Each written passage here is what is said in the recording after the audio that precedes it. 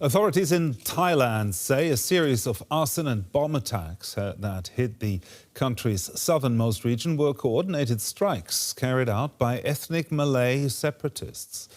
At least 3 people were injured in some 78 incidents that were carried out across 4 provinces that are Muslim majority, unlike the predominantly Buddhist areas to the north. Since 2004, more than 7,000 people have been killed in these provinces during a long-running insurgency. Or let's go to journalist Tim Newton, who covers Thailand and the region on his news channel Tim Newton Today. He's currently in Phang in southern Thailand. Tim, what more can you tell us about these coordinated attacks and who might be behind them? Well, it all started on Saturday evening and it's actually continued throughout the weekend. But on Saturday night, there were 51 seemingly coordinated attacks. And that went all the way through into Sunday and even into Sunday night, although they were starting to, there basically has been peace over the past 24 hours. But those 51 attacks on Saturday night were in 3 southern provinces in Thailand, which are right on the Malaysia border. And most of the attacks were in the province of Narithiwat, which is showing some of the vision. They were attacking government places. They were attacking bridges. They were attacking petrol stations.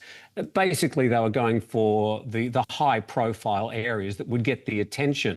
Now, as to who's behind it, nobody has made an official statement saying that they are behind it, but there are some bad actors that have been involved in this for quite a long time. And the security officials in the area would know who is behind it, but the government hasn't made any announcement as to who specifically is behind these attacks. Talking about the government, how are authorities responding to this violence? Well, the Prime Minister's just returned from a visit to Australia and New Zealand, and he barely got his feet under the Prime Minister's desk. And this happened on Saturday night. He's called his security forces in the south to try and get on top of this as quickly as they can. They've got nighttime curfews now in the area in the 3 provinces. There's also armed patrols in public areas down there. Certainly places like government properties are now being heavily secured. Also, a suspension of most of the long-haul rail which goes through those provinces from Thailand into Malaysia. So the Prime Minister has called on some immediate action, but we have heard that before in Thailand when these outbreaks occur, and the situation, well, it continues. Now, how would you describe the situation in southern Thailand right now? How volatile is it, and what's fueling the unrest? Well, what's fueling the unrest goes back at least a century. I'll get to that in a moment. But at the moment, we basically have a peaceful situation. These outbreaks of violence have subsided.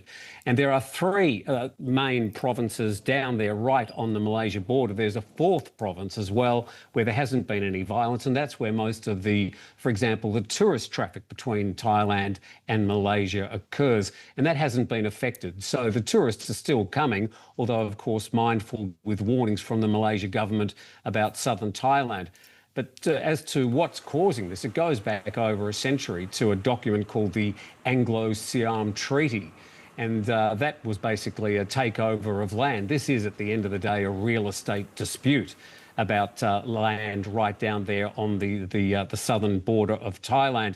There's been outbreaks in the 1960s, and then it really kicked off again in the early 2000s, in 2004, and it has been going since that time for the past 22 years in what we call the southern insurgency. And there's basically a few groups behind it, but it's quite difficult for the government to pinpoint exactly who is behind it. But they're militias and they're combatants and insurgents basically trying to protect that Malay-Muslim, what used to be Malay-Muslim area.